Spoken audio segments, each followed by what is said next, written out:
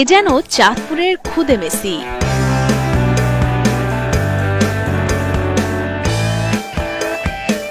মাত্র ৫.৫ বছর বয়সেই মেসি নেইমারদের মতো অসাধারণ সব ড্রিবলিং আর স্কিল দিয়ে সবাইকে অবাক করেছে শিশু সোহান।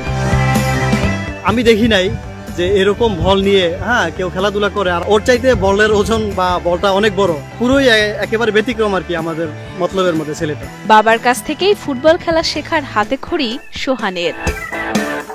তার বাবা একজন সাইকেল মেকানিক হলেও ফুটবলের প্রতি রয়েছে তার ভালোবাসা, তাই তিনি চান ছেলেকে সেরা ফুটবলার বানাতে।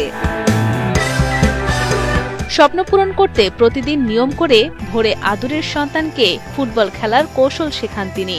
এই অল্প বয়সেই হেডিং, ড্রিবলিং, স্কিল, বল কন্ট্রোলিং এর মতো ফুটবল খেলার বিভিন্ন কৌশল একে একে রপ্ত করেছে শিশু সোহান। খেলাধুলা আমার ছেলেকে আমি নিজেই শিখি, এমনকি ওরা চাই বাংলাদেশের একদিন ভালো ফুটবলার, বাংলাদেশের যাতে নাম হয়। আমি খাই বা না খাই ওর কামে, ঠিক আছে, কিন্তু আমার বাংলাদেশের যাতে নাম হয় এই আশা করি আমি খেলা শিখি। আর আমি চাই আমার ছেলে বাংলাদেশের দেশের হইয়া ভালো কিছু করুক, কাঁপানুক, এমনকি বিশ্বের মঞ্চে গিয়ে ভালো কিছু করুক।